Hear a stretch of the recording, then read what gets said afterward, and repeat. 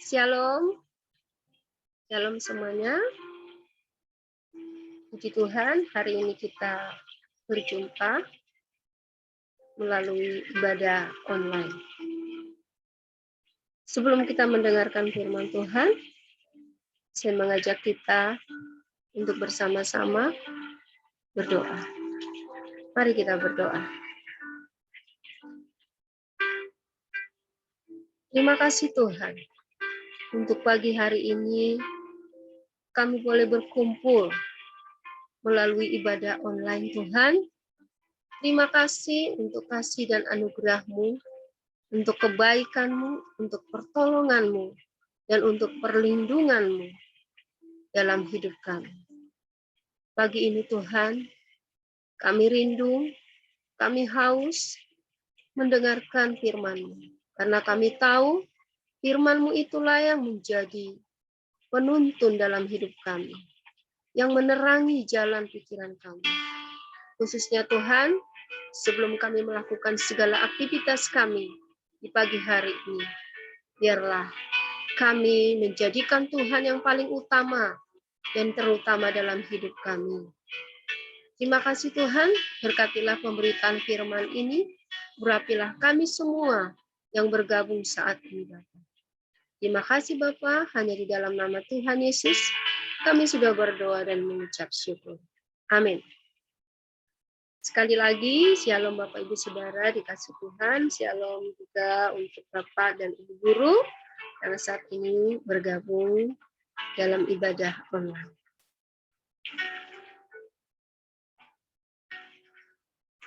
Bapak Ibu Saudara yang dikasih Tuhan dan juga anak-anak yang bergabung di pagi hari ini. Pagi ini kita akan merenungkan, membaca ayat firman Tuhan dalam kitab Perjanjian Baru. Mungkin anak-anak bisa membukanya melalui Alkitab, mungkin yang kalian siapkan ada di hadapan kalian. Kita buka ayat firman Tuhan yang akan kita renungkan pagi ini, yang terdapat di dalam kitab Matius pasal 7 ayat yang ke-7, yang bunyinya demikian. Mintalah, maka akan diberikan kepadamu. Carilah, maka kamu akan mendapat. Ketoklah, maka pintu akan dibukakan bagimu. Mintalah, maka akan diberikan kepadamu. Carilah, maka kamu akan mendapat. Ketoklah, maka pintu akan dibukakan bagimu. Dari pembacaan ayat ini, saya mengambil tema untuk kita semua. Untuk pagi ini kita renungkan. Tema yang saya ambil adalah seperti yang ada saudara-saudara perhatikan di sini. Tema dari pembacaan ini saya ambil adalah berdoa dan berusaha. Kalimat ini adalah kalimat yang berbeda. Berbeda artinya. Berdoa dan berusaha adalah kalimat yang berbeda. Berdoa itu berarti kita sedang berkomunikasi dengan Tuhan. Berusaha berarti kita sedang melakukan aksi, satu kegiatan untuk mencapai sesuatu. Berdoa dan berusaha memang memiliki makna atau arti yang berbeda. Tetapi kata ini tidak bisa dipisahkan, khususnya dari kita sebagai anak-anak Tuhan, sebagai murid-murid atau pengikut Kristus. Berdoa dan berusaha adalah kalimat yang berbeda tetapi tidak bisa dipisahkan. Ya. Ada banyak orang memiliki paradigma, khususnya murid-murid. Ada murid ibu dulu, ibu juga mengajar SMA, dia memiliki pemahaman untuk menjadi pintar, paling penting berdoa. Lalu sebagian lagi berkata, tidak perlu berdoa. Paling penting kita sudah berusaha, pasti kita bisa menjadi cerdas. Kalau kita baca dari ayat firman Tuhan ini, dari kitab Matius pasal 7 ayat 7 ini, ternyata di situ kita menemukan betapa berdoa dan berusaha itu tidak bisa dipisahkan. Berdoa tanpa aksi tidak ada gunanya. Atau berusaha tanpa berdoa itu beda. Ya, beda. Tetapi sebagai anak-anak Tuhan, sebagai siswa, sebagai siswi, kita harus berdoa dan berusaha. Untuk kalian menjadi murid yang pintar dan cerdas, tidak cukup hanya berdoa. Ada usaha yang harus kalian lakukan. Ada aksi, ada action yang harus kalian kerjakan. Yaitu berusaha untuk menjadi pintar, belajar dengan sungguh-sungguh. Tetapi harus dibarengi dengan berdoa. Kalau kita lihat dari pembacaan ayat ini ya, ada 3 kata kerja yang ditekankan di sini.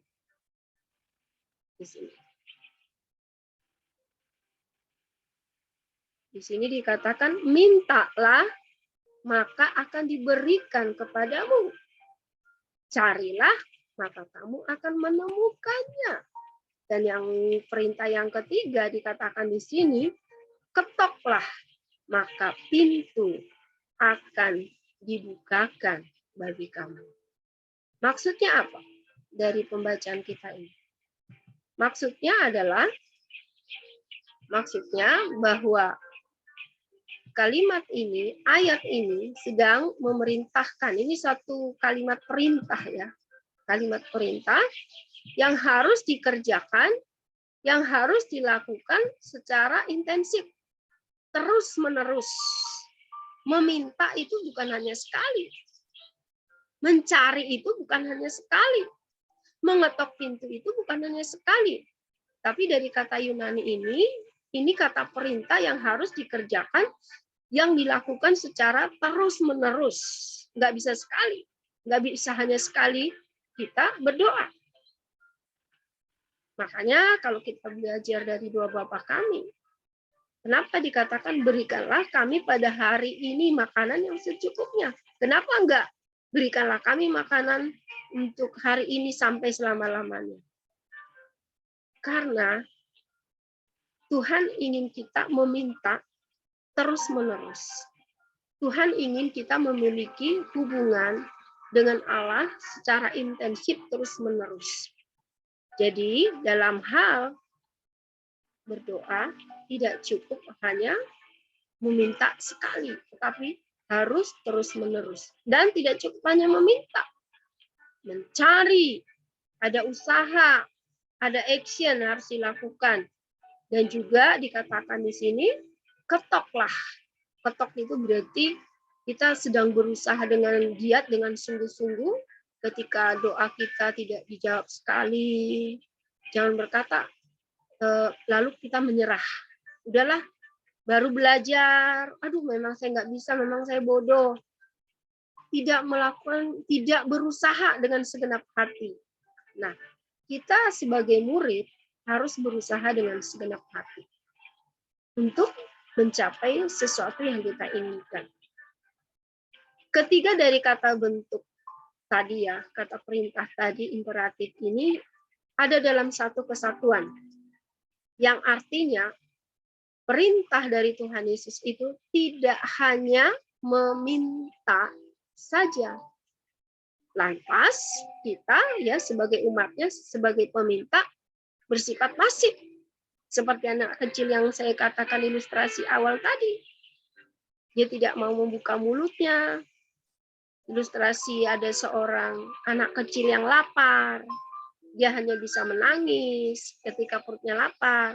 Ketika ibunya memberikan nasi, menyuapi dia, tetapi dia tidak mau membuka mulutnya. Dia tidak ada aksi. Bagaimana dia bisa kenyang? Nah, Tuhan Yesus ingin kita tidak hanya meminta. Lalu ketika kita meminta, udah kita diam pasif. Tuhan menginginkan kita untuk aktif.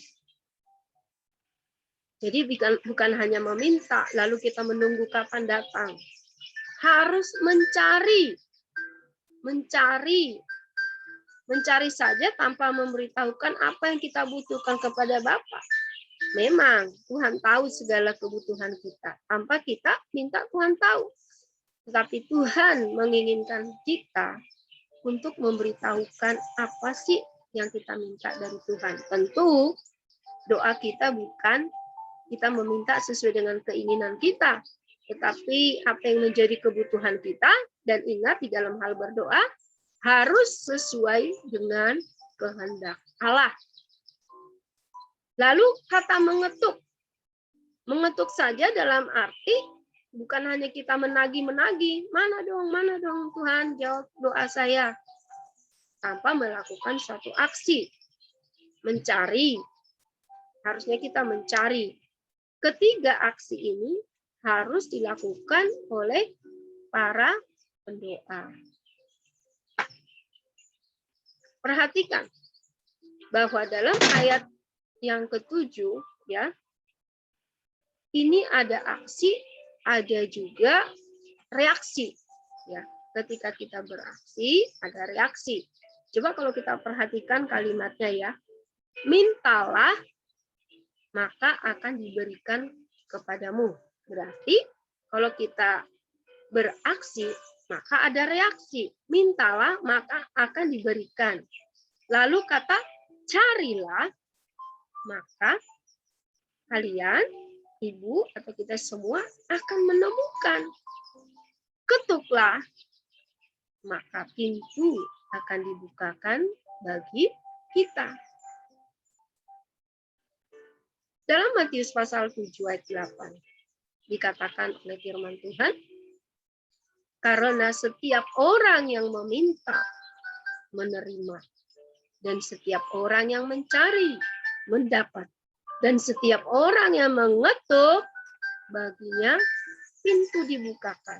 Jadi penting bagi kita berusaha.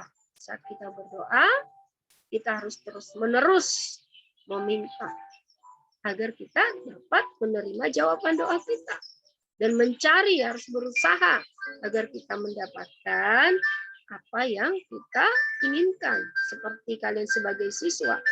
Kalau kalian mau pintar, mau cerdas, harus berusaha.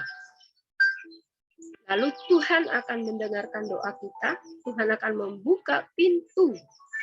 Doa kita akan dikabulkan, tetapi tentu dicatat sesuai dengan kehendak Allah, bukan kehendak kita. Ayat ke-8 ini, ketiga kata kerja ditulis dalam bentuk present aktif, ya, partisiple. Artinya terus-menerus meminta, terus-menerus mencari, terus-menerus mengetok. Jadi, ayo anak-anak Tuhan yang gabung saat ini, jangan jemu berdoa. Jangan berdoa hanya sekali, tetapi lakukan terus-menerus sampai doa itu menjadi gaya hidup kita. Terus mencari berusaha. Jangan jenuh. Terus mengetuk, minta kepada Tuhan. Maka Tuhan akan mendengarkan doa kita. Kalau kita terus-menerus mengetuk, Tuhan juga tidak akan diam. Nah, anak-anak pernah kalian memperhatikan atau bayangkan batu yang sangat keras, ya, batu yang sangat keras. Kalau kalian lihat di pinggiran sungai ya, keras. Lalu ada air terjun. Mungkin kalau air terjun yang besar menetes di batu yang keras, itu gampang batunya terpecah. Tetapi ini berhubungan dengan doa yang dilakukan dengan terus-menerus tanpa jemu ya. Itu ada hubungannya nih, ilustrasi. Ketika batu yang keras, kalau ditetesin air yang sangat kecil, ya mungkin ketika ditetes sekali dua kali, batu ini tidak akan pecah. Tetapi ketika air yang setetes yang kecil menetes di batu yang keras, terus-menerus, mungkin butuh waktu yang lama, itu lama-lama batunya akan terpecah. Artinya demikian pesannya dari ilustrasi ini adalah pada saat kita berdoa. Mungkin sekali, dua kali doa kita belum terjawab. Tapi percayalah, Tuhan tahu mana yang terbaik dalam hidup kita ketika kita berdoa. Kalau Tuhan tahu apa yang menjadi kebutuhan kita. Kalau kita meminta terus-menerus, Tuhan juga akan menjawab doa kita. Hal ini berarti bahwa kita harus terus meminta, mencari, dan mengetuk. Terus meminta mengandung arti selalu dalam kesadaran akan kebutuhan dan kepercayaan bahwa Allah mendengarkan doa kita. Yang kedua, terus mencari, menunjukkan tindakan permohonan yang sungguh-sungguh disertai dengan ketaatan pada kehendak Allah. Yang ketiga, terus mengetok, artinya atau menunjukkan adanya ketekunan yang terus-menerus dalam menghampiri Allah, sekalipun Ia atau Tuhan tidak menjawab doa kita dengan segera. Apa sih yang menjadi jaminan Kristus bahwa mereka yang meminta akan menerima apa yang mereka minta? Itu dilandaskan pada yang pertama, dilandaskan bagaimana kita mencari dahulu kerajaan Allah. Carilah dahulu kerajaan Allah, maka semuanya akan ditambahkan kepadamu. Artinya demikian. Kita harus menjadikan Tuhan yang terutama, dalam hidup kita, mencari kebenarannya, maka Tuhan akan menambahkan kepada kita apa yang menjadi kebutuhan kita. Catat, bukan keinginan kita. Yang kedua, agar doa kita menerima jawaban doa kita, ya, menyadari kebaikan dan kasih Allah yang selalu ada pada kita. Percayalah bahwa Tuhan selalu baik dan kasih-Nya kepada kita, ya, selalu ada setiap hari. Lalu saat kita berdoa, berdoalah sesuai dengan kehendak Allah, bukan dengan kehendak kita. Dan keempat, pelihara persekutuan dengan Kristus. Bagaimana cara memelihara persekutuan? Tetaplah kalian memiliki jam-jam doa, memiliki jam-jam ibadah, memiliki jam-jam ibadah pribadi dengan Tuhan secara pribadi.